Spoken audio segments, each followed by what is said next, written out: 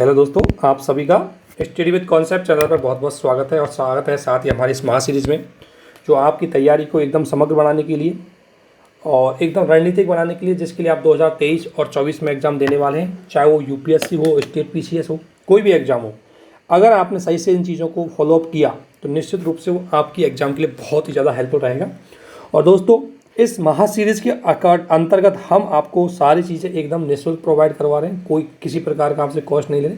आपसे सिर्फ एक ही हम चीज़ों की हमारी डिमांड है, वो है आप हमारी चीज़ों को अच्छे से फॉलो करके एग्ज़ाम क्वालिफाई करें। इसके लिए हमारे द्वारा आपको बेसिक से चीज़ें चलाई। बेसिक के अंतर्गत हम पूरा सिलेबस बेसिक में पढ़ाएंगे। अभी हमारा पॉलिटी एंड इकोनॉमी चल रहा है दोस्तों, ठीक है ना। और इनमें काफ़ी हद तक पॉलिटी में लगभग 25 लेक्चर और इकोनॉमी में लगभग 8 लेक्चर हमने अब तक कंप्लीट कर दिए। और रेगुलरली हमारा टारगेटिंग नवंबर में इन 2 सब्जेक्टों को हम फिनिश करने की पूरी कोशिश करेंगे। इसमें दोस्तों सबसे बड़ी बात है, प्री के पॉइंट ऑफ व्यू, मेंस के पॉइंट ऑफ व्यू के साथ आपको पढ़ाया जा रहा है। कुछ नोट्स हैं जो हमारे वो शेयर किए जा रहे हैं। इसके अलावा आपको कुछ रिसोर्सेज है वो भी बताए जा रहे हैं। साथ साथ आपको एनसीईआरटी पढ़ाई जा रही है। एनसीईआरटी अगर आप देखोगे वीडियो तो एक चीज़ ध्यान रखना, उसको इस तरीके से बताया जा रहा है आपको ताकि आप प्री मेंस किसी भी प्रकार की एग्जाम में उनका यूज कर सके। ये ज़्यादातर चीज़ें आप पर डिपेंड करेगी कि आप किस तरीके से इसका फ़ायदा उठा पाते हैं। इसलिए दोस्तों, आपसे यही निवेदन है कि इन चीज़ों को ज़्यादा से ज़्यादा फॉलो करें, अनुसरण करें, इनका फ़ायदा उठाएं। इसके अलावा हम आपको प्रीवियस ईयर के क्वेश्चन भी सॉल्व करवा रहे हैं। इसमें सीसेट भी आपके लिए चलेगी। इसके अलावा आपके मेंस की आंसर राइटिंग के लिए भी आपको चलता है, जिसके लिए आपको हर डे हमने 2 क्वेश्चन शेयर करते हैं। ऑलरेडी हमने बहुत सारे क्वेश्चन आपको शेयर कर दिए। आप उनको लिखें और हमारे आंसर राइटिंग ग्रुप में भेजें ताकि हम आपकी उसकी कॉपी को चेक करके वापस भेज देंगे। तो इतनी चीज़ों के साथ साथ हम करंट अफेयर के अंतर्गत दोस्तों ज़्यादा नहीं हो पा रहा है, इसलिए हम ओनली मंथली मैगजीन पढ़ रहे हैं करंट अफेयर्स के अंतर्गत, जिसमें अब हम मई की 2022 की मंथली मैगजीन कंप्लीट कर चुके हैं। जिन दोस्तों ने वो हमारे वीडियो नहीं देखे वो हमारे यूट्यूब पर जाकर के प्लेलिस्ट में से इन वीडियो को देख सकते हैं। आज हमारा जून की जो मैगजीन है 2022 की, उसको हम पढ़ेंगे। और दोस्तों, ये विजन की जो मैगजीन है, आप में से हो सकता है किसी बहुत सारे दोस्त दृष्टि की पढ़ते हो, बहुत सारे दोस्त अदर कोचिंग्स की मैगजीन पढ़ते हो। आप किसी भी कोचिंग की मैगजीन पढ़ो, लगभग सब में कॉमन ही रहता है, कोई ज़्यादा डिफरेंस नहीं होता। आज हम विजन की मंथली मैगजीन के अंतर्गत जून में पॉलिटी पार्ट को पढ़ेंगे। पहले पॉलिटी एंड गवर्नेंस पार्ट को, जो आपके प्री के लिए, जो आपके GS2 के लिए और PSIR ऑप्शनल के लिए बहुत ही ज़्यादा हेल्पफुल रहता है।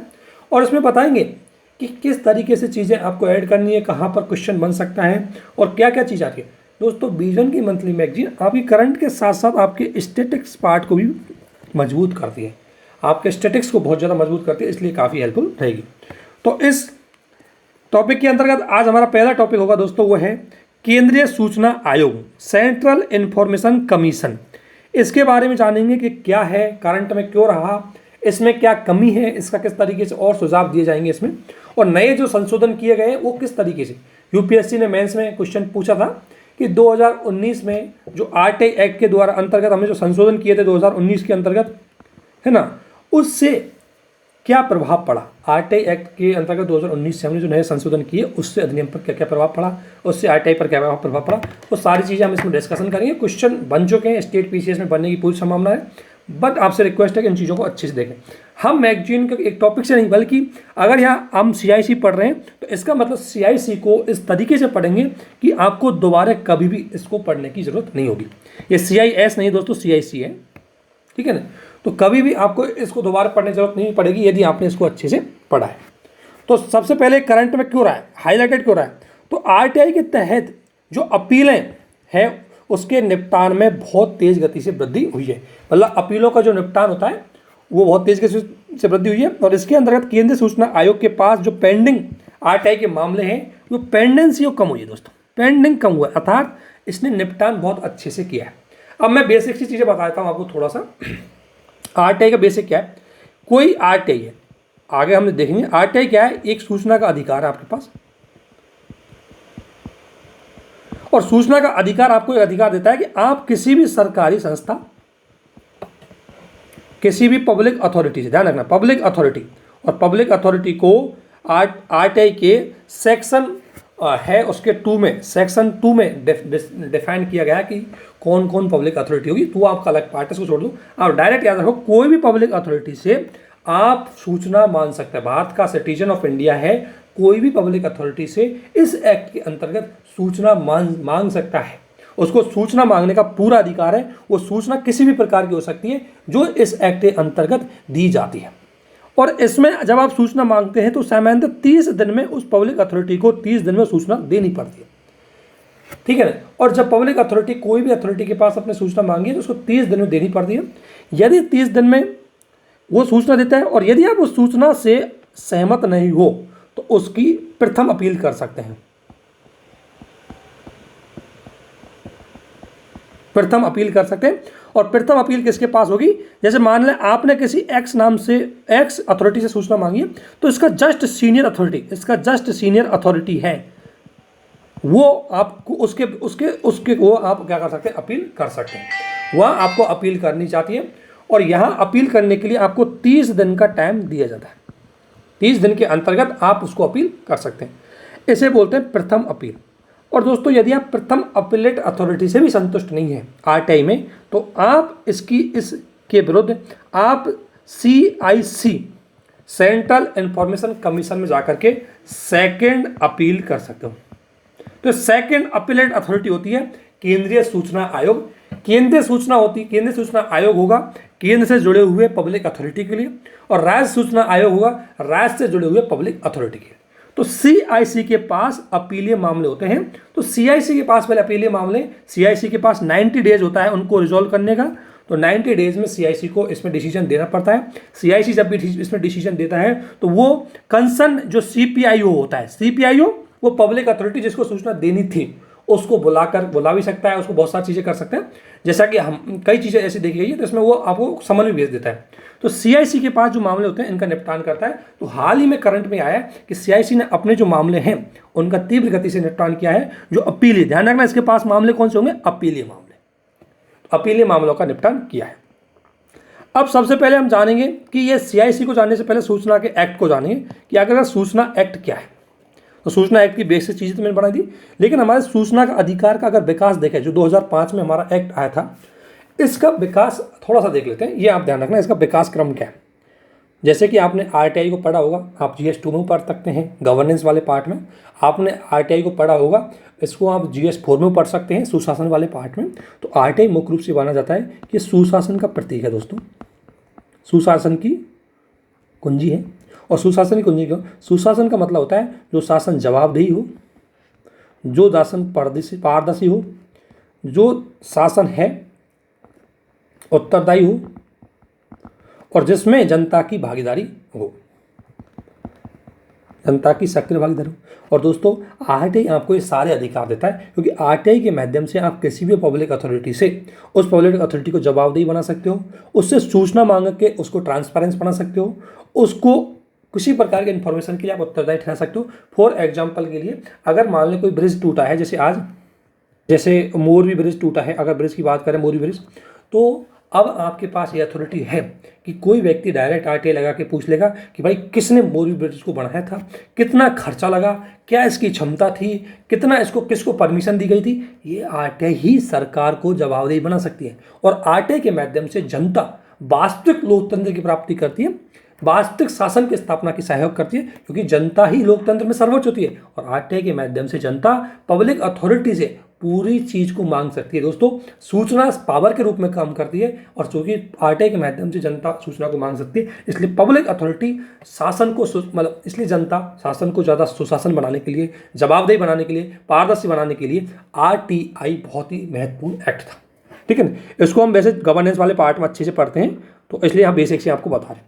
इस एक्ट का अगर बात करूं, ये एक्ट ऐसा था जो सरकार को पावर देता है। पहली बार ऐसा कोई एक्ट था जो सरकार को सीमित करता है, सरकार की शक्ति को सीमित करता है। अदरवाइज दुनिया में जितने भी एक्ट आए वो सारे एक्टों में सरकार या संसद को या पब्लिक अथॉरिटी को पावर मिलती है। जैसे ट्रैफिक एक्ट आया तो ट्रैफिक में ट्रैफिक अथॉरिटी को पावर मिल जाएगी। जितने भी एक्ट आएंगे उसमें सामान्यतः कोई पब्लिक अथॉरिटी को पावर मिलती है। लेकिन सूचना का अधिकार पहली बार एक ऐसा एक्ट आया जिसने पब्लिक अथॉरिटी की पावर को सीमित कर दिया और जनता की पावर को बढ़ा दिया कि जनता कभी भी किसी भी अधिकारी से किसी भी टाइम पर कोई सूचना मांग सकती है, उसको पूरा अधिकार है। और सूचना केवल दोस्तों सूचना नहीं बल्कि आप पता कर सकते हैं कि ये फंड कहाँ से आया, कैसे खर्च हुआ, कितना खर्च हुआ। जनता को एक एक चीज़ के बारे में पता हो सकता है और कोई भी व्यक्ति फिर उसको छुपा नहीं सकता, कोई भी सरकारी कर्मचारी इसमें करप्शन नहीं कर सकता, क्योंकि उसका उजागर हो जाता है। इसने बहुत सारे केस आरटीआई के माध्यम से उजागर भी हुए हैं दोस्तों। तो इसलिए सूचना का अधिकार बहुत महत्वपूर्ण है। तो इसलिए सूचना का अधिकार ने पहली बार इसने कहीं ना कहीं सरकार को सीमित करके और जनता को ज़्यादा सक्रिय बनाया था। सबसे पहले इसकी अगर शुरुआत की बात करें तो सबसे पहले सुप्रीम कोर्ट ने 1986 में केस आया था सुप्रीम कोर्ट में। इस केस में, जिसका केस का नाम था कुलवाल बनाम जयपुर नगर निगम का मामला था। इसमें सुप्रीम कोर्ट ने बोला कि भाई बिना सूचना के अधिकार के कोई व्यक्ति अपनी अभिव्यक्ति की स्वतंत्रता कर ही नहीं सकता। अगर मेरे पास कोई इन्फॉर्मेशन नहीं है तो मैं क्या विचार अभिव्यक्ति करूंगा। तो विचार अभिव्यक्ति की को प्रयोग में लाने के लिए मेरे पास सूचना का अधिकार होना चाहिए। इसलिए सुप्रीम कोर्ट ने बोला कि आरटीआई अनुच्छेद 19 के तहत प्रदान वाक एवं अभिव्यक्ति की स्वतंत्रता के अंतर्गत आता है। इस केस में सुप्रीम कोर्ट ने स्पष्ट बोला कि आरटीआई है वो आर्टिकल 19(1) के अंतर्गत हम शामिल करते हैं। क्यों? क्योंकि आर्टिकल 19(1) विचार अभिव्यक्ति की बात करता है और कोई व्यक्ति अपने विचारों को बिना सूचना के अभिव्यक्त नहीं कर पाए। इसके बाद जब इसको लेकर के विभिन्न प्रकार के एनजीओ आए, विभिन्न प्रकार के एनजीओ ने अपना आंदोलन किया, जिसमें अरविंद केजरीवाल भी शामिल थे, बहुत सारे लोग भी इसमें शामिल थे। उसके बाद सरकार पे अन्य अलग अलग देशों में एक्ट का लेकर के दबाव बना, तो फिर सरकार ने 2000 में सूचना की स्वतंत्रता अधिनियम लाया। जो अटल बिहारी वाजपेयी की सरकार थी उसमें सूचना का स्वतंत्रता अधिनियम, लेकिन इसमें शक्ति कमजोर थी, ये ज़्यादा पावरफुल नहीं था। तो इसलिए पहली बार 2005 में एक्ट लाया गया था मनमोहन सिंह की सरकार के द्वारा। तो 2005 में इस सूचना के अधिकार को कानूनी दर्जा दिया गया था और इसको फिर बहुत ही अच्छे तरीके से लागू किया गया था। और दोस्तों, सूचना का अधिकार नागरिकों को सशक्त बनाता है कि वो पब्लिक अथॉरिटी से उनके कामकाज को लेकर के उनको पारदर्शी, जवाबदेही और भ्रष्टाचार को रोकने में पूरी तरह सक्षम बनाता है। और यही वास्तविक अर्थों में जनता के लिए लोकतंत्र है, क्योंकि लोकतंत्र में जनता खुद भाग नहीं लेती लेकिन अपने प्रतिनिधियों को भेजती है। तो प्रतिनिधियों को जवाबदेही बनाने के लिए ये एक्ट और ज़्यादा महत्वपूर्ण था। और उसके बाद दोस्तों 2005 में एक्ट आया जिसमें एक CIC और एक SIC, सेंट्रल लेवल पर सेंट्रल इन्फॉर्मेशन कमीशन का गठन किया गया था, स्टेट लेवल पर स्टेट इन्फॉर्मेशन कमीशन गठन किया गया था, और जिसमें चुनाव आयुक्त और मुख्य चुनाव आयुक्तों की बात की गई थी। ठीक है। और हालांकि आरटीआई अधिनियम इसमें 2019 में क्या किया गया, इसमें संशोधन किया गया। और संशोधन क्या था वो मैं बताता हूँ। पहले इनका ये था, मूल जो 2005 का एक्ट था उसमें यह था कि CIC यानी कि केंद्रीय इन्फॉर्मेशन कमिश्नर, जो केंद्रीय सूचना आयुक्त होंगे और अन्य सूचना आयुक्त होंगे, उनका वेतन भत्ता मुख्य रूप से मुख्य चुनाव आयुक्त और चुनाव आयुक्तों के वेतन के भत्ते के बराबर होगा। अर्थात जो CIC है, कमिश्नर्स हैं, उनको स्वतंत्र और क्योंकि ऑब्वियसली जो CIC है, केंद्रीय सूचना आयोग है, ये हमेशा सरकार के विरुद्ध में काम करेगा। क्यों? क्योंकि जनता के लिए काम करेगा। और पब्लिक अथॉरिटी जिसने जनता की सूचनाओं को नहीं दिया उसके विरुद्ध एक्शन करेगा। तो ऐसी स्थिति में इसको स्वतंत्र और निष्पक्ष बनाने के लिए हमने इनके वेतन भत्तों को मूल एक्ट के अंतर्गत क्या कहा गया, 2005 के एक्ट में बोला कि इनका वेतन भत्ता वही होगा जो मुख्य चुनाव आयुक्त और अन्य चुनाव आयुक्तों का होता है। ये बात थी 2005 के एक्ट में। 2019 में सरकार ने इसमें क्या कर दिया, चेंज कर दिया, और इसको लेकर के सरकार की आलोचना भी हुई, क्योंकि इसमें यह बोला गया कि इनके वेतन भत्ते का निर्धारण अब केंद्र सरकार करेगी, इनके वेतन भत्ते और कार्यकाल का। अर्थात आपको पता है कि जब केंद्र सरकार इनके वेतन भत्तों का निर्धारण करेगी तो इससे इनकी स्वतंत्रता एवं स्वायत्ता सीमित हो जाएगी, क्योंकि जो वेतन देगा, हो सकता है कई बार अगर किसी ऐसे कमिश्नर ने उनके सरकार के विरुद्ध कोई डिसीजन दे दिया तो हो सकता है उसको पद से हटा दे या उनको नियुक्ति ना करें। तो ऐसी स्थिति में इसकी स्वतंत्रता पर क्वेश्चन मार्क लग जाता है। इसलिए 2019 का यही क्वेश्चन पूछा गया था कि 2019 में हुए यह संशोधन किस तरीके से आरटीआई को कमजोर करते हैं। तो उसका कारण यह था कि इनके जो वेतन भत्ते और कार्यकाल है ये किसके पास चले गए, केंद्र सरकार के पास। और इससे ना केवल आरटीआई की स्वतंत्रता और निष्पक्षता कम हुई बल्कि इससे केंद्रीकरण भी बढ़ा। तो हम आगे इसमें देखेंगे। तो बेसिक चीज़ें दोस्तों, इतनी बड़ी कहानी है इसके पीछे, जो चीज़ मैंने बोली है उसको नोट डाउन जरूर करना है। अब इसमें क्वेश्चन आ सकते हैं। एक तो क्वेश्चन आता है इसमें कि CIC का स्ट्रक्चर क्या है, इसको लेकर के प्री में क्वेश्चन आते हैं, मेंस में क्वेश्चन आते हैं। तो सबसे बड़ी आपको यही ध्यान रखना है। तो CIC के स्ट्रक्चर की बात करूँगा दोस्तों, CIC सेंट्रल इन्फॉर्मेशन कमीशन हम इसको बोल सकते हैं, पता नहीं CIS क्यों लिखा है। तो CIC की अगर मैं बात करूं तो वर्ष 2005 में स्थापित किया गया एक सांविधिक निकाय। सांविधिक मतलब वैधानिक निकाय। और वैधानिक निकाय क्यों? क्योंकि आज जब किसी निकाय को आप एक्ट के द्वारा सेटअप करते हो, क्योंकि ये संसदीय एक्ट के द्वारा स्थापित किया गया था, इसलिए ये वैधानिक निकाय है। और सभी केंद्रीय अधिकारी, ध्यान रखना, सेंट्रल इंफॉर्मेशन जो कमिश्नर है, इसके अकॉर्डिंग सारे सेंट्रल गवर्नमेंट की जो पब्लिक अथॉरिटी है वो सभी इसके अंतर्गत आते हैं, इसके ज्यूरिडिक्शन के अंतर्गत आते हैं। ये उनके मामलों की निपटान कर सकता है। इसका अगर हम स्ट्रक्चर देखें तो इसमें एक मुख्य सूचना आयुक्त होगा और अधिकतम 10 अन्य सूचना आयुक्त इसके हो सकते हैं, मतलब 1+10 ये इसका स्ट्रक्चर हो सकता है।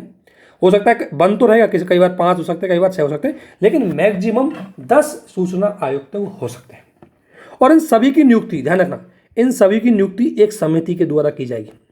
एक समिति की सिफारिश से राष्ट्रपति करेगा। तो ये समिति कौन होगा, ये ध्यान रखना। इसको लेकर भी क्वेश्चन पूछ सकते हैं प्री में कि जो केंद्रीय सूचना आयुक्त है उनका जो नियुक्ति के लिए जो कमेटी होती है उसमें कौन कौन होते हैं। तो उसमें ध्यान रखना, एक दोस्तों प्राइम मिनिस्टर होता है, एक लोकसभा में विपक्ष का नेता होता है और एक प्रधानमंत्री द्वारा नामित एक केंद्रीय कैबिनेट होता है। तो आप जान सकते हैं कि क्यों, क्योंकि इसकी स्वायत्तता की नीति है। क्योंकि कई बार क्या होता है, अगर मान लें इसको सरकार की राष्ट्रपति अकेला करता तो राष्ट्रपति किसके माध्यम से काम करता है, राष्ट्रपति मंत्रिपरिषद की सलाह से काम करता है। और जो राष्ट्रपति मंत्रिपरिषद की सलाह से काम करता है तो सरकार की सलाह से काम कर रहा है, और सरकार अपने हिसाब से फिर लोगों को क्या करेगी, उस पद पर बनाएगी। तो इससे इसकी स्वायत्तता और निष्पक्षता वो कमजोर हो जाएगी। इसलिए इसको स्वायत्त और निष्पक्ष बनाने के लिए इसकी नियुक्ति का प्रोविजन ये किया गया कि इसकी नियुक्ति एक कमेटी की सिफारिश के द्वारा राष्ट्रपति द्वारा की जाती है। ठीक है। और एक चीज और, CIC जो चीफ कमिश्नर्स होते हैं, CIC मुख्य सूचना आयुक्त है, वो दोबारा उस पद पर अपॉइंटमेंट नहीं हो सकते, उनको पुनर्नियुक्ति के लिए कोई पात्र नहीं है। CIC है वो पुनर्नियुक्ति नहीं हो सकती, वो एक बार क्यों? क्योंकि कई बार लोभ और लालच में कोई व्यक्ति चाहता है कि मुझे अगले कार्यकाल की भी नियुक्ति हो जाए, इसलिए वो सरकार के पक्ष में डिसीजन दे देगा और इससे जो सूचना आयुक्त है उसकी स्वतंत्रता और निष्पक्षता दांव पे लग जाएगी। इसलिए इसको स्वतंत्र और निष्पक्ष बनाए रखने के लिए प्रोविजन किया गया था। ठीक है ना। ये क्वेश्चन आ सकता है कि हमने CIC या हम कह सकते हैं आज जो केंद्रीय सूचना आयुक्त है उसको शक्तिशाली और निष्पक्ष बनाने के लिए कौन कौन से प्रोविजन किए गए, तो उनमें ये प्रोविजन एक महत्वपूर्ण भूमिका निभा सकता है। दूसरा दोस्तों, पहले इनका कार्यकाल जो मुख्य सूचना, अगर दूसरा पॉइंट है कार्यकाल को लेकर के, तो पहले जो RTI एक्ट 2005 का था उनमें इनका कार्यकाल था 5 वर्ष फिक्स था, या 5 वर्ष या 65 वर्ष, या तो उसकी एज 65 कंप्लीट हो चुकी हो या उस पद पे रहते हुए उसकी 5 वर्ष कंप्लीट हो चुकी हो, जो भी चीज पहले होगी वही उसका कार्यकाल होगा। ठीक है। लेकिन 2019 में ये चेंज और कर दिया। 2019 में इस ICC का कार्यकाल, जो अन्य सूचना आयुक्त है, इनका कार्यकाल घटा करके कितना कर दिया, 3 वर्ष कर दिया गया था। और सूचना आयुक्त अब इनका कार्यकाल है, दूसरी बात इनका कार्यकाल है वो केंद्र सरकार के द्वारा निर्धारित किया जाएगा, ये भी डिसाइड कर दिया गया। तो एक तो 3 वर्ष उनका डिसाइड किया और उसको केंद्र सरकार कम ज़्यादा कर सकती है, तो इससे भी इसकी शक्तियों का प्रयोग, इसकी स्वतंत्रता पर क्वेश्चन मार्क लगा। तो यही तो इसकी आलोचना थी 2019 के एक्ट की, कि 2019 से जो संशोधन किया है इन्होंने, वो कहीं ना कहीं सूचना आयोग के जो शक्ति है उनको सीमित किया गया है, उसमें उनकी स्वतंत्रता को सीमित कर दिया और इसलिए सूचना का अधिकार कहीं ना कहीं एक कमजोर चीज़ हो जाए। और इसलिए बोला गया क्योंकि सूचना आयुक्त है, अब उनको नौकरी, पहले हमने इनका कार्यकाल फिक्स इसलिए किया था कि एक बार कोई सूचना आयुक्त बन गया उसको डर नहीं रहेगा कि मुझे कोई पद से हटा दे, इसलिए फिर वो एकदम स्वतंत्रता से निष्पक्षता से अपना काम करेगा बिना डर के। लेकिन क्योंकि दोस्तों एक बात आप जानते हो, हर किसी को पद का भय रहता है। ठीक है। अगर मान लें सरकार के विरुद्ध मैंने कोई आलोचना, मैंने कोई डिसीजन दे दिया तो सरकार हो सकता है मुझे कल पद से हटा दे। जैसे CBI के लोगों के साथ ऐसा ही होता है, इसलिए CBI जानते सरकार के अकॉर्डिंग काम करती है। ठीक है। इसलिए इसको स्वतंत्र और निष्पक्ष बनाने के लिए हमने 2005 के एक्ट में इनके कार्यकाल को फिक्स किया, लेकिन 2019 के एक्ट में जो संशोधन किया गया था उसमें उसको समाप्त करके केंद्र सरकार के द्वारा डिसाइड करने का अधिकार दे दिया है। इस आधार पर इसकी स्वतंत्रता को भी सीमित किया गया।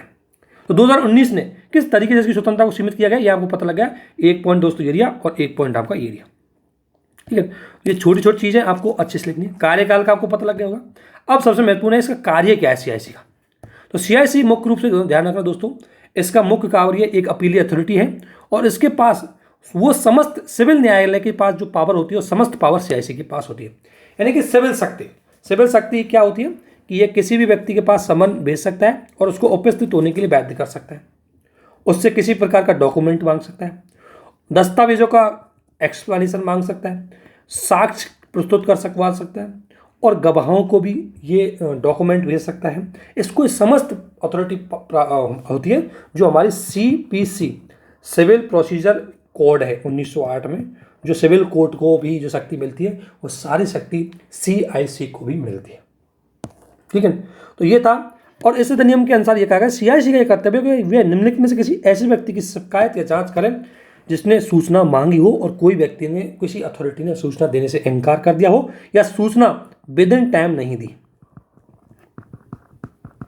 या सूचना अधूरी दी या सूचना अस्पष्ट दी, तो ऐसे मामले में CIC है वो किसी अथॉरिटी के लेकर के उसकी अपील को लेकर के सुनाई कर सकता है। तो CIC चूंकि बहुत महत्वपूर्ण भूमि की संस्था थी इसलिए इसको ज़्यादा शक्तिशाली बनाने की बात किया गया था, लेकिन 2019 के जो चेंजेज हुए, पहले कार्यकाल को लेकर के और दूसरा वेतन भत्ते को लेकर के, इन दोनों ने CIC की शक्ति को थोड़ा सीमित कर दिया। ये चीज़ आपको ध्यान रखना। और इसलिए दोस्तों केंद्रीय सूचना आयोग की अगर बात करें, इससे जुड़े हुए कुछ मुद्दे हैं उनको हम देखते हैं। सबसे पहले कि केंद्रीय सूचना आयोग या RTI के विरुद्ध में क्या क्या मुद्दे हैं, क्या क्या उसकी चैलेंजेस हैं। तो सबसे बड़ी बात दोस्तों, रिकॉर्ड मैनेजमेंट सही नहीं है। हाल ही में अगर देखेंगे आप किसी सरकारी अथॉरिटी से आप सूचना मांगेंगे तो उसमें ज़्यादातर आपको सूचना मिलेगी कि record is not found, record नहीं पाया गया है इसलिए हम ये सूचना नहीं दे सकते। तो दोस्तों जब रिकॉर्ड ही अगर सिस्टम अच्छे से नहीं है तो फिर RTI के आवेदन की जो डेटा है उनमें दिक्कत आएगी। तो इसमें बोला गया है कि 38% जो पब्लिक अथॉरिटीज होती है उन्होंने मुख्य रूप से RTI के निपटान का जो डिले किया है उसका मेन कारण बताया कि उनके पास खराब रिकॉर्ड प्रबंधन है, उनके पास डेटा अवेलेबल नहीं है, इसकी वजह से RTI का वो डिस्पोज ऑफ नहीं कर पाते, RTI को डिले कर देते। और 79 पब्लिक लोक सेवा अधिकारियों ने क्षेत्रीय कार्यालय से सूचना एकत्र, उन्होंने बोला कई बार होता है कि हमारे यहाँ RTI डिले क्यों होती है, तो ज़्यादातर पब्लिक अथॉरिटी बोलती है कि उसका दो कारण है, एक तो हमारे पास डेटा नहीं है और दूसरा वो डेटा हो सकता है कि किसी अन्य हमारी छोटी और सब ऑफिस होती है, हेड ऑफिस होती है, अलग अलग ऑफिस के पास होता है, इसलिए उस डेटा को कलेक्ट करने में हमारे पास टाइम लगता है। इन्हीं कारणों की वजह से हम समय पर RTI का जवाब नहीं दे पाते। तो एक तो खराब डेटा प्रबंधन इसकी सबसे बड़ी समस्या है RTI के समक्ष। दूसरी बात डिसीजन पेंडिंग। RTI के अंतर्गत सबसे बड़ी बात है दोस्तों कि अप्रैल 2022 तक लंबित मामलों में निपटाए गए मामलों की संख्या की तुलना में 5 गुना है। अब तक हमने जितने मामले निपटाए हैं उससे ज़्यादा पेंडिंग पड़े हुए हैं, और जब मामला पेंडिंग ही रहे, डिले हो जाए तो फिर क्या फ़ायदा उस चीज़ का। और अभी भी लगभग 35,000 से अधिक अपीलें CIC के पास भी पेंडिंग है।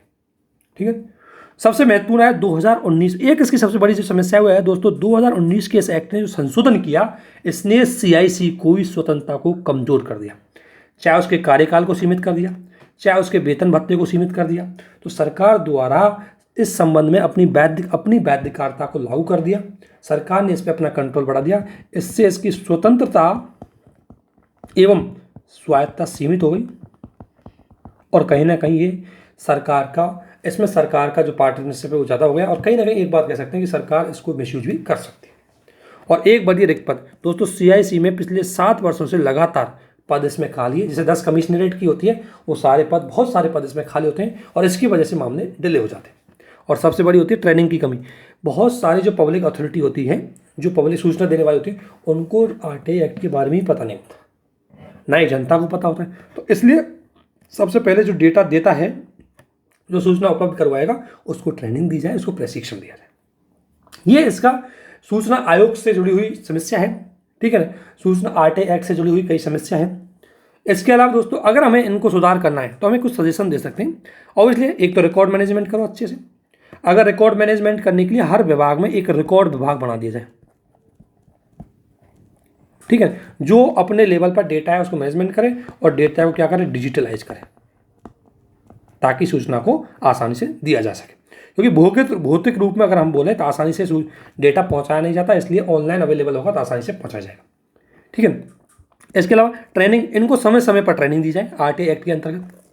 जागरूकता, रेडियो, टेलीविजन, मीडिया के माध्यम से RTI एक्ट को लेकर के जागरूकता फैलाई जाए। और क्षेत्रीय भाषा में भी RTI एक्ट का प्रकाशन किया जाए। अभी तक RTI एक्ट 2 भाषाओं में है, लेकिन आप क्षेत्रीय भाषा में इस एक्ट का प्रोविजन है उसको पब्लिश करें, जो लोगों को ज़्यादा से ज़्यादा इसका बारे में पता लगे। और RTI एक्ट स्कूल में पढ़ाया जाए अच्छे से, और निपटान जो मामले हैं पेंडिंग उनको तुरंत निपटान किया जाए। इसके अलावा दोस्तों सेकंड ARC के सजेशन भी लगभग यही थे। सेकंड ARC ने बोला कि CIC की जो अपॉइंटमेंट होता है वो एक कमेटी के माध्यम से होना चाहिए, और उस कमेटी में जैसा कि इन्होंने बताया गया उसमें एक प्राइम मिनिस्टर, एक लोकसभा का अध्यक्ष और एक लोकसभा का विपक्ष का नेता, ये एक बात इसमें शामिल की गई थी जो इन्होंने शामिल की है। लेकिन सेकंड एआरसी की सजेशन एक बार आप देख लेना, सेकंड एआरसी की अगर आप पढ़ोगे पहली रिपोर्ट को, उसमें सूचना के अधिकार को लेकर के सारी बातें बोली गई है अच्छे से, उसमें आप सूचना के अधिकार को पढ़ सकते हैं। यह बेसिक में करंट रहा इसलिए इसको पढ़ लिया। इसलिए अल्लाह दोस्तों, मुख्य सूचना आयोग के द्वारा कई नए इनिशिएटिव लिए गए, ये भी आप पूछ सकते हैं कि क्या क्या नई चीज़ें शुरुआत की गई है आरटीआई एक्ट के अंदर। तो एक तो दोस्तों ऑनलाइन पोर्टल बना दिया ताकि आप ऑनलाइन आरटीआई को जाहिर कर सकते हो, और ये 24 घंटा काम कर रहा है पोर्टल, किसी भी टाइम आप आरटीआई ऑनलाइन अपलोड कर सकते हो और वहाँ से सूचना मांग कर सकते हो। ऑनलाइन भी कर सकते हो, फिजिकल एक्टिविटी के माध्यम फिजिकल भेज सकते हो, या आप किसी पोस्ट ऑफिस के कार्ड के माध्यम से किसी भी प्रकार से आप आरटीआई भेज सकते हो, लेकिन ऑनलाइन अवेलेबल है इस पोर्टल के माध्यम से। ई गवर्नेंस एक मोबाइल एप्लीकेशन बनाया गया और इसमें ई सुनवाई के आदि जो है सूचना के अधिकार के तहत सूचना प्राप्त करने के लोगों की सहायता मिल सकती है। ई गवर्नेंस है, इसमें यह है कि अगर किसी ने आरटीआई मांगी तो उसकी सूचना नहीं मिली तो उसको वो इसके माध्यम से भी अपनी अपील कर सकता है, यहाँ से उसकी सुनवाई सुनी जाएगी। इसके अलावा दोस्तों national federation of information of commission of India, इसका गठन 2009 में किया गया था। सीआईसी और एसआईसी दोनों को लाइसेंस बनाने के लिए, क्योंकि स्टेट एसआईसी होता है स्टेट गवर्नमेंट का, सीआईसी होता है सेंट्रल गवर्नमेंट वालों के लिए। तो आपको पता है कई चीज़ें ऐसी होती है कि सूचनाओं को आदान प्रदान एक्सचेंज करने के लिए उनमें लाइजिंग होना ज़रूरी है, तो उसके लिए ये चीज़ हमने ओपन की गई थी। और 2019 का जो आरटीआई एक्ट है ये हालांकि हमने बहुत अच्छे तरीके से और इसको सही से विस्तारित किया गया है, लेकिन एक पॉइंट इस एक्ट में हमें मानना पड़ेगा, कहीं ना कहीं इसने सीआईसी की शक्तियों को सीमित किया है। तो नए चेंजेस क्या किए हैं, ये क्वेश्चन आपसे पूछ सकता है। न्यू इनिशिएटिव क्या है, ये आपका मेन सा क्वेश्चन हो सकता है दोस्तों। ये प्री के क्वेश्चन हो सकते हैं आपके कि सीआईसी का स्ट्रक्चर क्या है, नियुक्ति कैसे होती है, इसको लेकर के स्टेटमेंट आपसे पूछ सकते हैं, ठीक है। इसके अलावा ये आपको पूछ सकते हैं कैसे इसका डेवलपमेंट हुआ। तो सारी चीज़ें किसी न किसी तरीके से आपसे पूछी जा सकती है, इसलिए आप इन चीज़ों के लिए अच्छे से तैयार हो, अच्छे से इस एक्ट को पढ़ें, ठीक है। तो इस तरीके से हमने ये एक्ट अच्छे से पढ़ लिया है। एक हमारा टॉपिक है कंप्लीट कर लिया, लेकिन टॉपिक बड़ा था इसलिए इसमें टाइम लग गया दोस्तों। नेक्स्ट इसमें टॉपिक है जुडिशियल अकाउंटेबिलिटी, न्यायिक जवाबदेही। इसमें हम जानेंगे कि न्यायिक जवाबदेहिता क्या है, ठीक है ना, करंट में ये क्यों रहा, न्यायिक जवाबदेहिता एवं सुप्रीम कोर्ट का क्या रोल रहा, न्यायिक जवाबदेहिता का महत्व क्या है और क्यों जरूरी है, और न्यायिक जवाबदेहिता को बनाने के लिए अब तक क्या इनिशिएटिव लिए गए। ये है टॉपिक की मेन थीम। तो दोस्तों न्यायिक जवाबदेहिता मतलब न्यायपालिका को जवाबदेही और अकाउंटेबिलिटी बनाई जाए, क्योंकि आरटीआई ये पब्लिक अथॉरिटी से मापी जाती है, लेकिन न्यायपालिका उसमें शामिल नहीं है, क्योंकि न्यायपालिका के जो प्रशासनिक मुद्दे हैं वो तो उसमें आते हैं, लेकिन उसकी ऑपरेशनल मुद्दे हैं वो उसमें नहीं आते। इसलिए न्यायपालिका की बहुत सारी चीज़ें इसमें आरटीआई के अंतर्गत नहीं आती, तो न्यायपालिका आरटीआई के माध्यम से ज़्यादा अकाउंटेबल नहीं है। तो इसलिए न्यायपालिका को जवाबदेही बनाने के लिए देखो दो चीज़ आती है दोस्तों, ये आपको समझना है, और इसकी थोड़ी सी बेसिक सी चीज़ें पढ़ेंगे, उसके बाद हम आगे से पढ़ेंगे। देखो न्यायपालिका हमारे पास है, और न्यायपालिका मेन काम करती है एक तो शक्तियों की पृथक्करण और स्वतंत्र न्यायपालिका।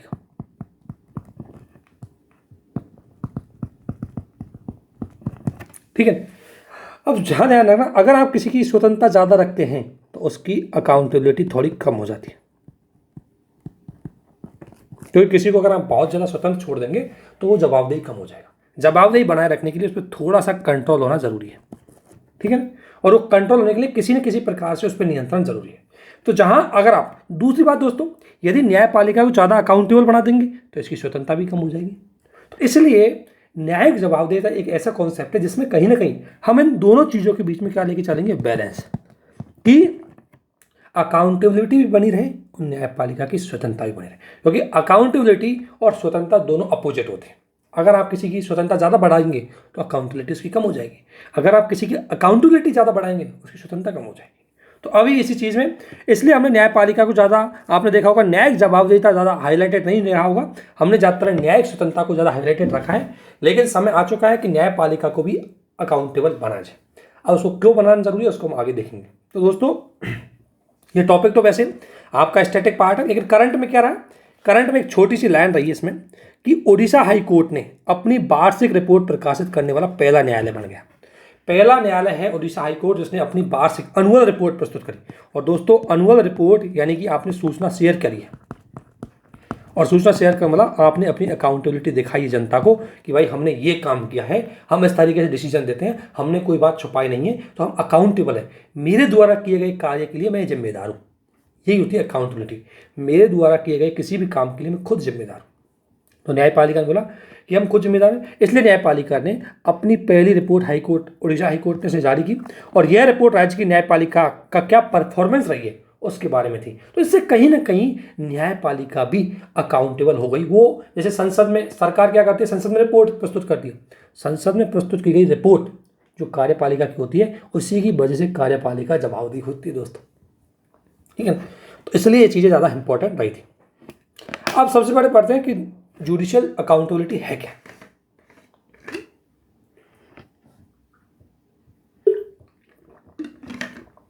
अगर जुडिशियल अकाउंटेबिलिटी की मैं बात करूं तो मुख्य रूप से क्या है कि विभिन्न प्रक्रियाएं जिससे न्यायाधीशों और न्यायालयों के संवैधानिक या कानूनी मानकों के विपरीत उनके व्यवहार और निर्णयों के लिए व्यक्तिगत रूप से संस्थागत जिम्मेदारी। यानी कि देखो ये पूरी थीम क्या करिए, देखो न्यायपालिका के जो लोग हैं वो कानूनों के प्रति, संविधान के प्रति तो जवाबदेह है ही है, इसमें कोई बुरी बात नहीं है, वो सारे काम कानून और संविधानों के अकॉर्डिंग करेंगे। परंतु कुछ ऐसी चीज़ें होती हैं जो व्यक्तिगत और व्यवहार से जुड़ी होती है, तो वो किसके लिए उस तो असली जिम्मेदार उनके व्यक्तिगत व्यवहार और उनके व्यक्तिगत जो संस्था के प्रति उनकी जो जिम्मेदारी है उसको निभाना ही जुडिशियल अकाउंटेबिलिटी का पार्ट है। दो चीज़ होती है दोस्तों, एक तो आप बाध्यकारी होकर के अकाउंटेबल हो रहे हो, और एक आप चूंकि अपने आप का उस संस्था से जुड़े हुए हो इसलिए आपको बाध्यकारी होना है। तो इसमें यह कहा गया है कि न्यायपालिका संविधान के प्रति, कानून के प्रति तो अकाउंटेबल है, लेकिन साथ साथ उसको जनता के प्रति भी अकाउंटेबल होना चाहिए। और इसमें अकाउंटेबिलिटी न्यायपालिका की संस्था के साथ साथ उन न्यायाधीशों की भी होनी चाहिए। तो वो है न्यायिक अकाउंटेबिलिटी। दोस्तों चूंकि हमने मेन बात यह कि हमारे संविधान ने शक्तियों के पृथक्करण के सिद्धांत को अपनाया, और शक्तियों के पृथक्करण हमने एक चीज़ अपनाई, नियंत्रण एवं संतुलन। ये क्वेश्चन हमने आपको शेयर भी किया गया था कि भारत में यूपीएससी ने क्वेश्चन ही पूछा था, यूपीएससी मेंस का क्वेश्चन भी था यहाँ से कि भारत में शक्तियों के पृथक्करण के सिद्धांत के बजाय नियंत्रण एवं संतुलन को ज़्यादा महत्व दिया। यही क्वेश्चन था बिल्कुल, नियंत्रण एवं संतुलन को ज़्यादा महत्व दिया है। नियंत्रण एवं संतुलन का मतलब चेक एंड बैलेंस। देखो शक्ति पृथक्करण क्या कहता है कि शक्ति पृथक्करण शब्द क्या कहेगा, शक्ति पृथक्करण आप जानते होंगे। शक्ति पृथक्करण मतलब है कि सरकार के 3 अंग हैं, विधायिका, कार्यपालिका, न्यायपालिका। ये तीनों अंग हैं और तीनों अपने अपने कार्यों में पूरी तरह, इनके अलग अलग कार्य हैं और अपने अपने कार्यों में एकदम पृथक है, किसी प्रकार के एक दूसरे कार्य में हस्तक्षेप नहीं करेंगे। ये है शक्ति पृथक्करण, power of separation of power, शक्ति पृथक्करण। और शक्ति पृथक्करण का जो सिद्धांत है ये मॉन्टेस्क्यू द्वारा दिया गया था, जिसकी पुस्तक थी ग्रामर ऑफ पॉलिटिक्स।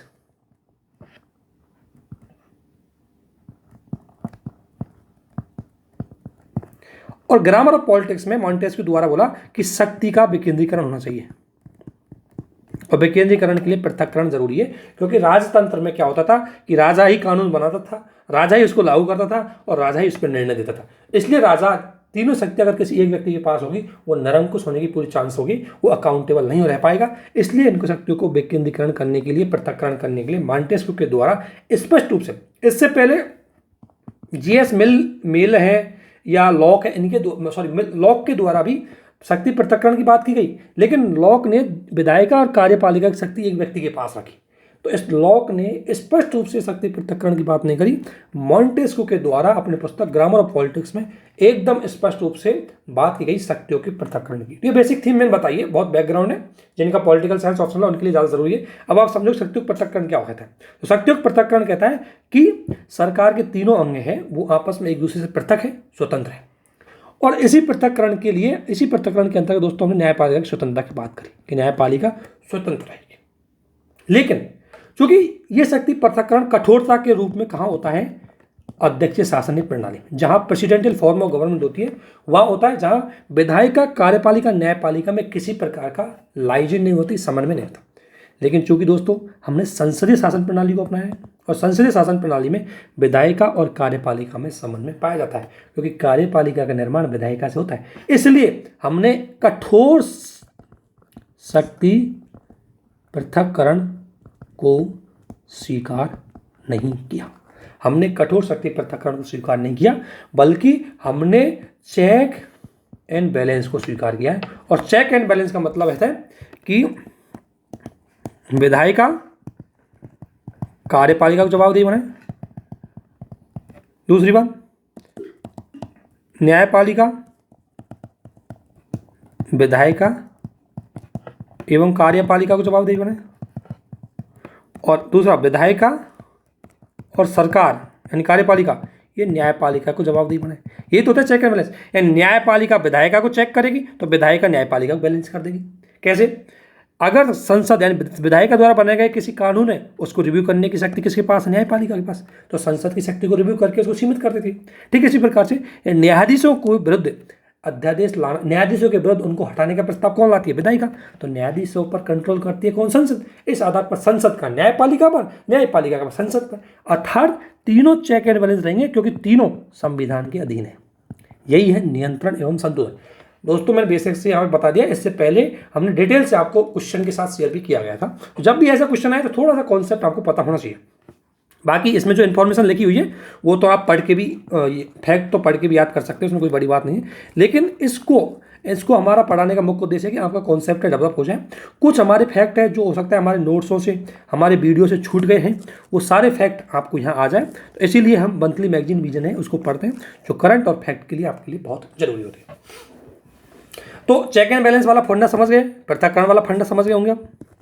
तो अब आपको पता है कि मूल अधिकारों का संरक्षण और संविधान का व्याख्याकार होने की वजह से, क्योंकि दोस्तों आपको पता है कि न्यायपालिका लोकतंत्र का एक आधार स्तंभ होती है और एक स्वतंत्र न्यायपालिका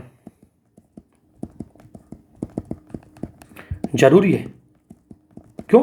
क्योंकि एक तो संविधानवाद के लिए, संविधानवाद मतलब सीमित गवर्नमेंट, सीमित सरकार के लिए जरूरी है, क्योंकि सरकार को नियंत्रण करने के लिए स्वतंत्र न्यायपालिका जरूरी है।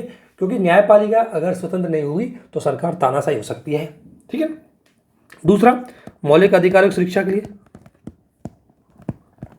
क्योंकि लोकतंत्र है, मौलिक अधिकार सर्वोच्च है और मौलिक अधिकारों की सुरक्षा की जिम्मेदारी किसकी? न्यायपालिका की। क्योंकि सरकार कभी भी मौलिक अधिकारों को बढ़ावा नहीं देगी, क्योंकि वो सरकार की शक्ति को सीमित करते हैं। संघीय ढांचे के लिए दोस्तों, संघ में केंद्र और राज्यों के बीच अगर किसी प्रकार का विवाद होता है तो वो आपस में निपटान तो करेंगे नहीं, ना तो केंद्र को शक्ति देंगे निपटान के लिए, ना राज्यों को। इसलिए इसका निपटान करने के लिए एक स्वतंत्र संस्था होनी चाहिए, और वो हमारे पास क्या है? न्यायपालिका। इन कारणों की वजह से मेजरली ये कारण है जिनकी वजह से हमने न्यायपालिका की स्वतंत्रता को स्वीकार किया।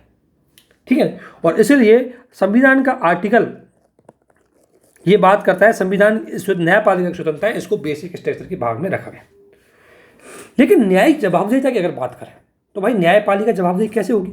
क्योंकि न्यायपालिका के सदस्यों को तो जनता भी नहीं चुनती, वो जनता के प्रति जवाबदेही नहीं होते, क्योंकि उनको तो अपॉइंटमेंट होता है, एक बार चेंज हो गए कोई उनको पद से हटा नहीं पाएगा जल्दी से। क्योंकि न्यायपालिका के न्यायाधीशों के विरुद्ध भी प्रस्ताव लाना बहुत कॉम्प्लिकेटेड प्रोसेस है, जो अभी तक किसी के विरुद्ध हो नहीं पाई। तो न्यायपालिका के न्यायिक जवाबदेहिता किस तरीके से स्थापित की जाए, तो ऑब्वियसली आर्टिकल 32-35 में एक चीज़ तो लिखी है कि अधीनस्थ न्यायपालिका पर उच्चतम न्यायालय का नियंत्रण बना रहेगा। अर्थात उस हाई कोर्ट है वो अधीनस्थ कोर्टों को जवाबदेही बना के रख सकता है, लेकिन हाई कोर्ट और सुप्रीम कोर्ट को जवाबदेही कौन बनाएगा? तो इसी के लिए न्यायिक जवाबदेहिता बहुत जरूरी है। आर्टिकल 235 तो किसके लिए कहा गया?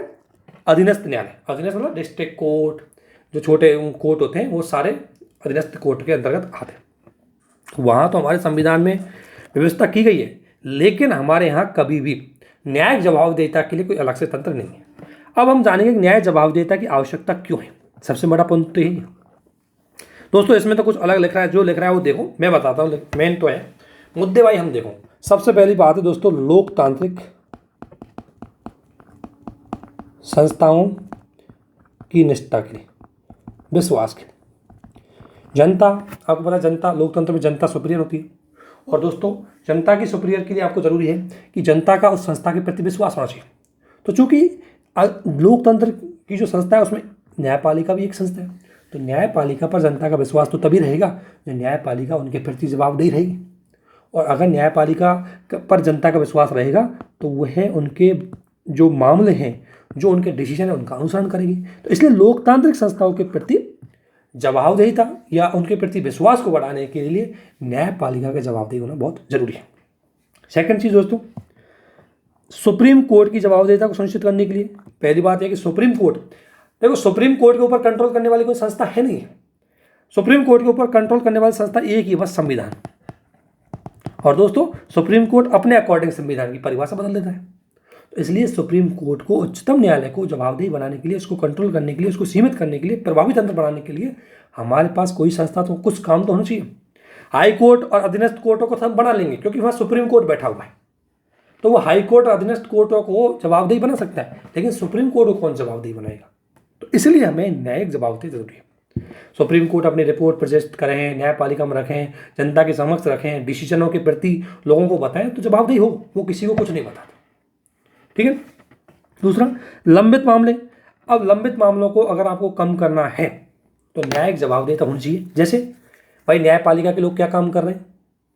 क्या न्यायाधीश एसी में बैठ करके सिर्फ डिसीजन मतलब कुछ काम कर रहे हैं या दिन निकाल रहे हैं? उनकी परफॉर्मेंस क्या है, उनकी कमी क्या है, उनमें सुधार क्या कर सकते हैं? जैसे आप परफॉर्मेंस सरकार के अधिकारियों की लेते हो, आप परफॉर्मेंस सरकार की लेते हो, लेकिन न्यायपालिका की परफॉर्मेंस कौन देखेगा?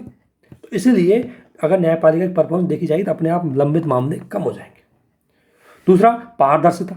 जो डिसीजन लेती है न्यायपालिका के द्वारा लिया गया डिसीजन हम सामान्यतः भगवान का डिसीजन मानते हैं, तो न्यायपालिका ने जो डिसीजन लिया है उसमें कितनी पारदर्शिता है, वो कितना सही लिया गया है, कितना उसको दिखाया गया है। तो इसके लिए दोस्तों हमें न्यायिक जवाबदेहिता बहुत ही जरूरी है। इसके अलावा अगर मैं बात बताऊं तो संविधान की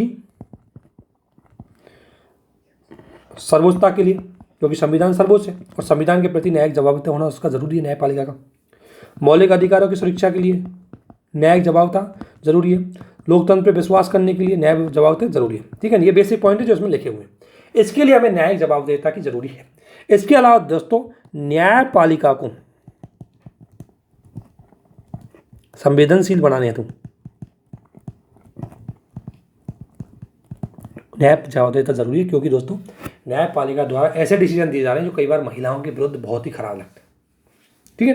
तो न्यायपालिका को जब हम किसी को अधिकार देते हैं तो उसको जवाबदेही बनाना भी जरूरी है। तो चूंकि न्यायपालिका को हमने स्वतंत्रता दी है तो उसका जवाबदेहिता रहना भी जरूरी है। लेकिन हमारे यहाँ न्यायिक जवाबदेहिता सिद्ध नहीं हो पा रही। क्यों नहीं हो पा रही? देखो, कोलिजम प्रणाली की वजह से। कोलिजम प्रणाली की वजह से न्यायपालिका के सदस्य खुद को ही नियुक्तिकर्ता बन गए।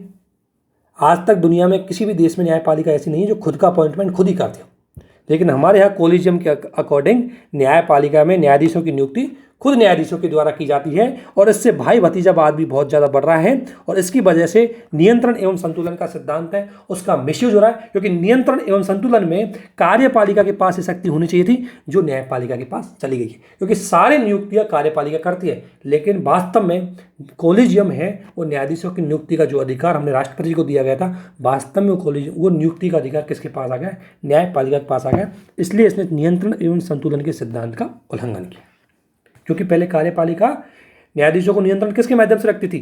उनकी नियुक्ति के माध्यम से, लेकिन अब नियुक्ति का अधिकार भी चला गया। दूसरा, न्यायाधीशों का आचरण।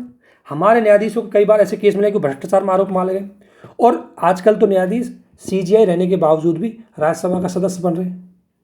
तो इससे हमारी न्यायपालिका के प्रति लोगों का विश्वास कम हो रहा है कि ये भी अभी तक तो दुनिया मानती थी कि भाई पॉलिटिशियन अलग होते हैं, न्यायाधीश अलग होते हैं, लेकिन कहीं ना कहीं अब लोग मानने लगे कि अब न्यायाधीश भी कहीं ना कहीं पॉलिटिक्स करने लगे। तो इससे न्यायपालिका के प्रति लोगों का विश्वास कम हो रहा है। आंतरिक कामकाज। न्यायाधीशों की ध्यान रखना, न्यायपालिका में ध्यान रखना कि न्यायपालिका में जो या कोर्ट्स में जो नियुक्ति होती है, अपॉइंटमेंट होते हैं, वो सरकार के कंट्रोल में नहीं होता।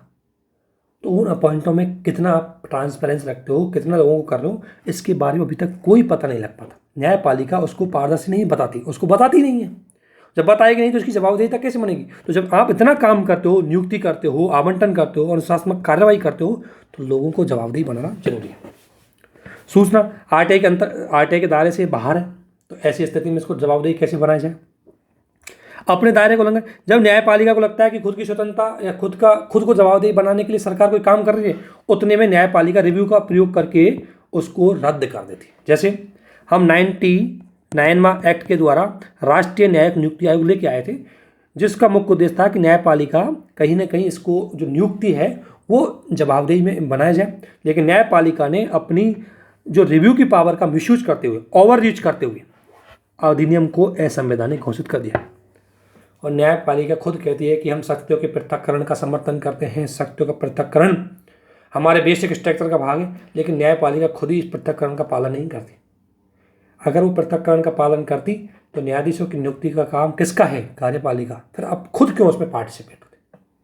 तो न्यायपालिका खुद ही शक्तियों के पृथक्करण का पालन नहीं करती। हालांकि न्यायपालिका के अपने पक्ष है, लेकिन जनरल में बता रहा हूँ आपको। दूसरा, जब इसके पास न्यायपालिका के पास बहुत ज़्यादा डिसीजन पेंडिंग है, और एक बात आपको ध्यान रखना कि अगर न्याय समय पर ही ना मिले तो अन्याय होता है।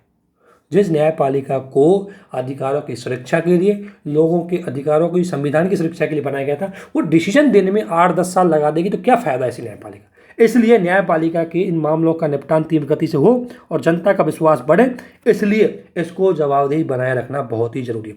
ये मुद्दे हैं, ये जरूरी है हमें। अगर आपसे पूछा जाए तो इनको भी आप लिख सकते हैं कि इनकी वजह से न्यायपालिका की जवाबदेहिता को बनाए रखना बहुत जरूरी है। लेकिन जवाबदेहिता के समक्ष ये बाधा है जो प्रेजेंटली हमें दिख रही है। अब न्यायिक जवाबदेहिता को बनाए रखने के लिए क्या काम करें? क्योंकि दोस्तों न्यायपालिका को कंट्रोल करने के लिए सरकार तो कोई कानून बनाए नहीं, क्योंकि सरकार जैसे ही कानून बनाएगी न्यायपालिका शक्तियों के पृथक्करण और न्यायिक स्वतंत्रता का उल्लंघन मानते हुए उसको रिव्यू के माध्यम से रिजेक्ट कर देगी, जैसा कि 99 संविधान संशोधन में हुआ था। तो इनको कैसे जवाबदेही बनाए? तो न्यायपालिका ने खुद ने ही अपने लेवल पर कुछ कदम उठाए, जैसे आंतरिक प्रक्रिया। एक तो अगर किसी न्यायाधीश ने कोई दुर्व्यवहार किया है तो इनके विरुद्ध ही आंतरिक लेवल पर इंक्वायरी कमेटी बैठेगी और डिसीजन दे देगी, ठीक है। तो इसके माध्यम से वो कोई मिसयूज नहीं कर सकते। सेकंड, प्रक्रिया ज्ञापन 2016 उच्चतम न्यायालय के एक स्थायी सचिवालय स्थापित करने का विचार किया जा रहा है। अगर एक सेक्रेटरिएट होगा सुप्रीम कोर्ट का भी, तो फिर उसमें जो कर्मचारी जाएंगे उनकी नियुक्ति होगी, तो वो कहीं ना कहीं उसका रिकॉर्ड रखा जाएगा, तो ट्रांसपेरेंसी बनी रहेगी, इससे भी जवाबदेही बनी रहेगी। इसके अलावा दोस्तों एक एक्ट लाया जाना था, न्यायिक मानक और जवाबदेही विधेयक 2020। संसद, क्योंकि दोस्तों संसद को संविधान में कानून बनाने का अधिकार दिया गया है, तो न्यायिक जवाबदेहिता को बनाए रखने के लिए संसद कानून तो ला ही सकती है। तो इसके अंतर्गत ये एक्ट लाया जा रहा है, अभी तक ये एक्ट नहीं बना। इस एक्ट में किया जाएगा कि न्यायाधीश अपनी संपत्ति है उनका घोषणा करें कि उनके पास कितना डिक्लेरेशन। जब एक पीएम, जब एक सीएम, जब एक एमएलए, एक एमपी अपने चुनाव लड़ते टाइम अपनी संपत्ति का डिक्लेरेशन दे सकता है, तो न्यायपालिका क्यों नहीं? क्योंकि वो भी तो जनता के लिए काम करते हैं, वो भी पब्लिक अथॉरिटी है। तो न्यायाधीशों को भी अपनी संपत्ति का, अगर आप ईमानदार हो तो क्या दिक्कत है? इसलिए उनको संपत्ति का अधिक घोषित करने के लिए उच्चतम न्यायालय के न्यायाधीशों की प्रक्रिया को हटाने के लिए भी कुछ मानक डिसाइड किए गए, ताकि आसानी से इनको जवाबदेही बना सके। इसके अलावा दोस्तों 2009 में उच्चतम न्यायालय, उच्च न्यायालय ने अपने न्यायाधीशों की संपत्ति, सुप्रीम कोर्ट ने एक डिसीजन दिया कि न्यायाधीश खुद अपनी संपत्ति की क्या करेंगे, डिक्लेरेशन देंगे, ताकि इससे उनकी संपत्ति जनता के समक्ष आए और कहीं ना कहीं उनको जवाबदेही बनाए रखा जा सके। टेक्नोलॉजी का यूज करो कि न्यायपालिका के पास कितने मामले हैं, इनका क्या किया जाए, डिजिटलाइजेशन किया जाए, इनको दिखाया जाए, इनकी रिपोर्ट बताई जाए, ताकि लोग ज़्यादा से ज़्यादा इन्हें कह सकें, इसको जवाबदेही बना जा सके। और इसके लिए दोस्तों हमने काम किया है legal information management and briefing system. ये क्या है, एक वेब आधारित एप्लीकेशन है, और इस एप्लीकेशन में क्या है कि सेंट्रल गवर्नमेंट के जितने भी केस, अलग जैसे department of post, department of income tax department, अलग अलग डिपार्टमेंट के न्यायपालिका में केस पेंडिंग है। क्योंकि केस होता है, वो होता है एक सरकार और एक जनता। तो सरकार के विरुद्ध जो भी केस जाते हैं न्यायपालिका डिसीजन देती है, तो न्यायपालिका के पास बहुत सारे केस हैं, वो पेंडिंग है। इन पेंडिंग मामलों की निगरानी करने के लिए एक वेब आधारित प्लेटफॉर्म बनाए, जिसमें सारे पेंडिंग मामले इस लिम्स में दिखते हैं। और जब दिखते हैं तो पता लग जाएगा लोगों को कि न्यायपालिका के पास इतने मामले पेंडिंग है, न्यायपालिका क्या कर रही है। तो इनके माध्यम से न्यायिक निर्णयों के प्रति न्यायपालिका को पारदर्शी बना करके इसको जवाबदेही बनाने का काम किया जा सकता है। इसलिए कह सकते हैं, और सबसे बड़ी बात है, अगर इसको जवाबदेही बनाना चाहिए तो न्यायपालिका को अपनी वार्षिक रिपोर्ट है, जैसे ओडिशा हाई कोर्ट ने पब्लिश की है, तो न्यायपालिका को भी अपने लेवल पर पब्लिश करनी चाहिए। क्योंकि भाई आप खुद सबको ज्ञान दे सकते हो, सरकार ये नहीं कर रही, सरकार में जवाबदेही नहीं है, सरकार उत्तरदायी नहीं है, तो सबसे पहले खुद को अपने लेवल पे जवाबदेही बनाना चाहिए। ये न्यायपालिका को करना चाहिए। तभी ही न्यायपालिका संविधान की सही से व्याख्या करने में, तभी जनता का विश्वास बनाए रखने में न्यायपालिका सक्षम हो सकती है। और पिछले कुछ टाइम से दोस्तों न्यायपालिका की बहुत ज़्यादा आलोचना हो रही है। अभी जो कुछ टाइम 2-4 दिन पहले जो कॉलेजियम के माध्यम से नए अपॉइंटमेंट हुए, उसमें सरकार के जो मिनिस्टर्स हैं उन्होंने खुद ने बोला है कि न्यायपालिका द्वारा कहीं ना कहीं इसमें अपारदर्शिता को अपनाया जा रहा है। न्यायपालिका द्वारा किस आधार पर कॉलेजियम में किस व्यक्ति को भेज रहे हैं उसका कोई डेटा पब्लिक के सामने नहीं आता। तो ऑब्वियसली न्यायाधीश अपनी इच्छा से अपने व्यक्तियों को भेजते होंगे न्यायपालिका में। तो इससे कहीं ना कहीं इतनी बड़ी संस्था जो लोकतंत्र का प्रतीक है, जो संविधान का प्रतीक है, संविधान की सुरक्षा का प्रतीक है, अगर वही संस्था विश्वास के माध्यम से, स्वतंत्रता के माध्यम से अगर काम नहीं कर पाएगी तो वही क्या लोकतंत्र की स्थापना कर पाएगी। लेकिन दोस्तों अभी तक हम न्यायपालिका की कहीं ना कहीं एक तरह से क्रिटिसाइज कर रहे हैं कि न्यायपालिका जवाबदेही होनी चाहिए, जवाब दें। लेकिन आप एक बात ध्यान रखो, अगर न्यायपालिका की स्वतंत्रता को यदि हम कम कर दें तो सरकार तानाशाही हो जाएगी, सरकार मौलिक अधिकारों की शिक्षा नहीं कर पाएगी। क्योंकि दोस्तों सरकार क्या है कि 5 साल के लिए आती है और 5 साल बाद उसको जाने का डर रहता है। ऐसी स्थिति में 5 साल में अपनी पावर को मिसयूज कर सकती है। क्योंकि न्यायपालिका को पता है कि हम पद पे बैठे हुए, तो सामान्यतः वो पद पे बैठे रहते हैं तो उनको डर नहीं रहता किसी चीज़ का, तो वो अपने आप जवाबदेही बन सकते हैं। लेकिन फिर भी हमारे समक्ष एक मुद्दा आता है कि न्यायिक स्वतंत्रता और न्यायिक जवाबदेहिता की अगर हम बात करें, क्योंकि अगर हम दोस्तों न्यायिक स्वतंत्रता पर ज़्यादा फोकस करेंगे तो जवाबदेहिता कम हो जाएगी, और अगर जवाबदेहिता पर ज़्यादा फोकस करेंगे तो न्यायिक स्वतंत्रता भी कम हो जाएगी। इसलिए सबसे बड़ी बात है कि हमें न्यायिक स्वतंत्रता को बनाए रखने के लिए भी काम करना होगा और जवाबदेहिता को बनाए रखने के लिए भी काम करना होगा। न्यायिक स्वतंत्रता को बनाए रखने के लिए हम काम करते हैं, क्या काम करते हैं कि न्यायाधीशों के कार्यकाल की सुरक्षा है, उनको बिना किसी महाभियोग जैसी प्रक्रिया के हटा नहीं सकते। उनके वेतन भत्ते की सुरक्षा है, उनके वेतन भत्ते संसद निधि से दी जाते हैं। उनकी नियुक्ति में सुरक्षा है, उनकी नियुक्ति कॉलेजियम के माध्यम से की जाती है। तो न्यायपालिका की स्वतंत्रता के लिए हमने इतने प्रोविजन कर दिए, साथ साथ में उसको जवाबदेही बनाए रखने के लिए भी काम करना है। इसलिए उसको जवाबदेही बनाने के लिए भी हमने काम किया। न्यायाधीशों को संसद हटा सकती है, न्यायपालिका के विरुद्ध भी अपील होती है, आपको पता है। न्यायालय को अपने आदेशों का रिव्यू कर सकते हैं, जैसे सुप्रीम कोर्ट ने खुद नहीं कोई डिसीजन दिया तो खुद रिव्यू कर सकता है। इसलिए कोई भी सुप्रीम कोर्ट की बेंच जब डिसीजन देगी तो वो तानाशाही होकर डिसीजन नहीं दे सकती, क्योंकि उसको पता है कि मेरे द्वारा दिया गया डिसीजन का भी रिव्यू हो सकता है, अर्थात मुझे इस डिसीजन के प्रति अकाउंटेबल रहना पड़ेगा। तो ये उसकी जवाबदेहिता बनाए रखने के लिए किए गए और ये उसकी स्वतंत्रता के लिए बनाए रखने के लिए काम किए गए। तो इन चीज़ों का हम अच्छे से अनुसरण करेंगे तो न्यायिक जवाबदेहिता भी बनी रहेगी और न्यायिक स्वतंत्रता भी बनी रहेगी। तो कुल मिला के है कि न्यायाधीशों को भी अपने लेवल पर, क्योंकि ध्यान रखना न्यायपालिका को जवाबदेही बनाए रखने में खुद न्यायपालिका को ही भूमिका निभानी पड़ेगी, क्योंकि अगर उस भूमिका में संसद आएगी, कार्यपालिका आएगी दोस्तों, तो न्यायपालिका उसको संविधान का मिसयूज मानते हुए, उसको शक्तियों का उल्लंघन मानते हुए उसको क्या कर सकती है, न्यायपालिका उसको रिजेक्ट कर सकती है। तो न्यायपालिका को अपनी रिपोर्ट प्रेजेंट करनी चाहिए, अपने डेटा को जनता के समक्ष प्रस्तुत करना चाहिए, अपने न्यायाधीशों की आचार संहिता है उसको डिसाइड करना चाहिए, ताकि न्यायिक जवाबदेहिता बनी रहे। और उसमें best case study Orissa high court की आप डाल सकते हैं, जिसने खुद ने अपनी इच्छा से अपनी परफॉर्मेंस रिपोर्ट पब्लिक के समक्ष प्रस्तुत की है। तो इस आधार पर दोस्तों ये टॉपिक, तो जैसे हालांकि टॉपिक तो हम न्यायपालिका पढ़ते उस टाइम आता, ये PIL का जो टॉपिक है ये भी उसी में आता। अभी हमारे पब्लिक इंटरेस्ट लिटिगेशन की बात करी, लेकिन दोस्तों इस टॉपिक को हम करंट में अच्छे से पढ़ लेंगे तो हमारा जो बेसिक हमारा टॉपिक चलेंगे जो पॉलिटी के अंतर्गत, वहाँ हम इसको थोड़ा हल्के में पढ़ लेंगे, ठीक है। तो नेक्स्ट आपका टॉपिक होगा PIL, बहुत इंपॉर्टेंट। तो अगला आपका टॉपिक होगा PIL। दोस्तों हम यहाँ करंट को केवल करंट की तरह नहीं, मैगजीन को केवल पढ़ते हुए नहीं जा रहे, हमारा टारगेट है कि आपकी कॉन्सेप्ट को भी डेवलप किया जाए, आपकी एक एक चीज़ है उनको डेवलप किया जाए। तो यहाँ मुख्य मुद्दा हमारी न्यायिक स्वतंत्रता और न्यायिक जवाबदेहिता को लेते हैं कि न्यायिक स्वतंत्रता के लिए हमने क्या काम किया है, न्यायिक जवाबदेहिता के लिए हमने क्या काम किया है। तो अब आपका एक क्वेश्चन आप लिख ही लो, ये क्वेश्चन आपका बन सकता है मेंस के पॉइंट ऑफ व्यू से। प्री के पॉइंट ऑफ व्यू से यहाँ से ज़्यादा क्वेश्चन बनेगा नहीं दोस्तों, मेंस के पॉइंट ऑफ व्यू से इस टॉपिक में क्वेश्चन आएगा। ये टॉपिक में जो क्वेश्चन आएगा वो रहेगा मेंस के पॉइंट ऑफ व्यू से। हाँ, एक स्टेटमेंट आ सकता है कि ये हाल फिलहाल में क्या काम किसने किया है, तो ये प्री में आ सकता है। बाकी इससे क्वेश्चन बनने वाला है वो रहेगा मेंस के पॉइंट ऑफ व्यू से, ठीक है ना। तो क्वेश्चन लिखो आप,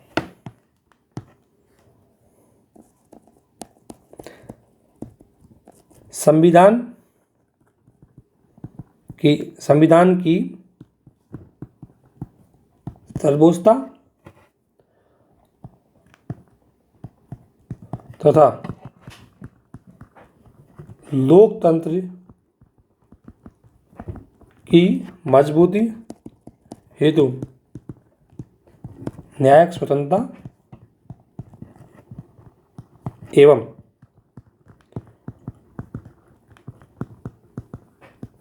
न्यायिक जवाबदेहिता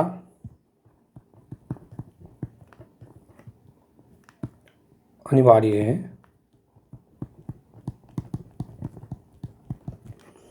कथन